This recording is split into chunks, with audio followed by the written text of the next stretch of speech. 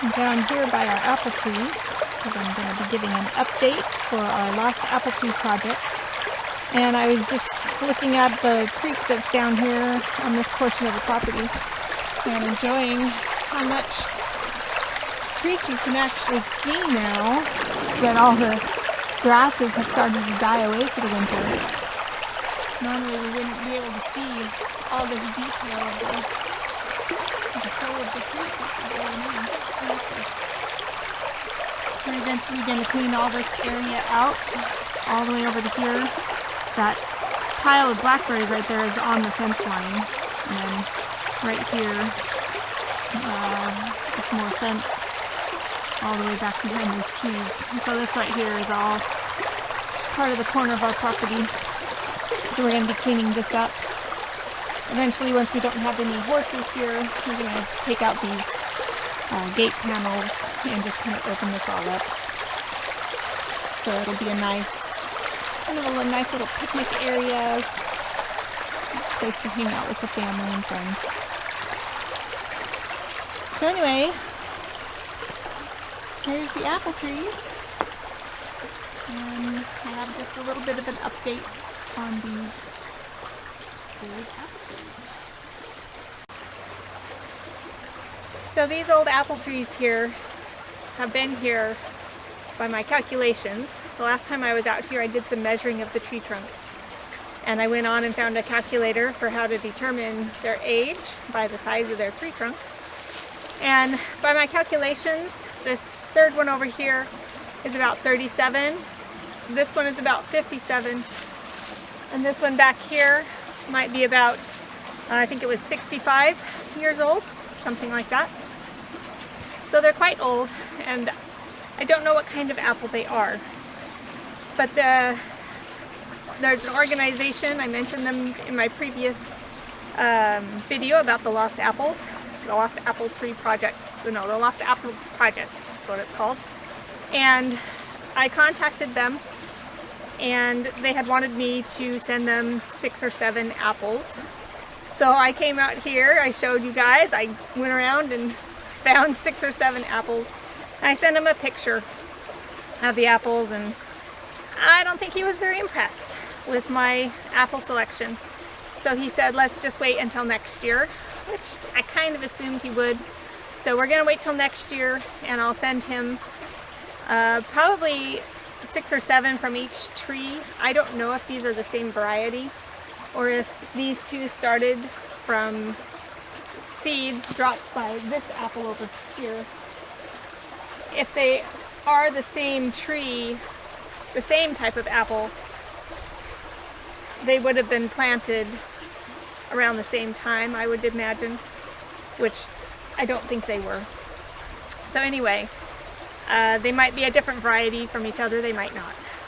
But I'll send them 6 or 7 probably from each tree.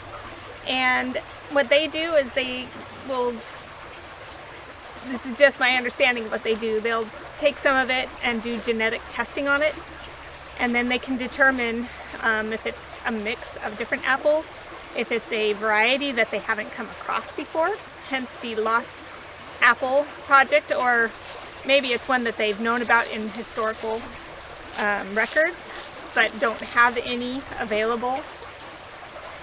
And so way back, long time ago, when this place was, this valley, this area was being settled, people would come, pioneers would come, and they'd plant apple orchards. And so they had a lot of the old varieties. And over time, of course, a lot of the apple orchards start to choose the old tried and true apples, which is why you see Red Delicious, Honeycrisp, although Honeycrisp is a new variety in the last, what, 5 to 10 years. And they keep coming out with new varieties, but a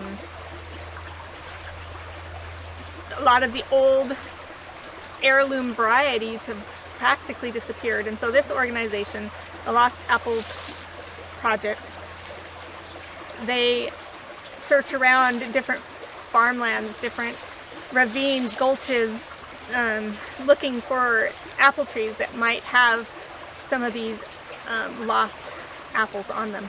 So I was curious whether mine was, so I contacted them to see if they were to, or at least to just find out what kind of apple they are. I've done some research online trying to find out. I'll get you a close up here over the fence. So it's a yellow apple, and it's got some of this, I don't know what it's called, but it's some kind of marking up there, kind of speckled throughout. Kind of a squat apple, not very tall. That could be in part due to the just the health of the tree.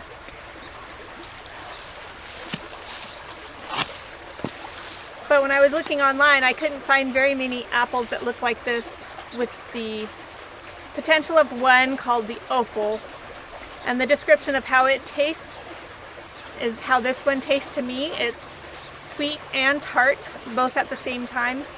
It's not extremely juicy, but it's not dry and mealy or mushy either. So, no idea what kind, with the potential of possibly being the Opal apple. But it could be some other variety that we haven't come across before. So that's what I want to find out with the Lost Apple Project.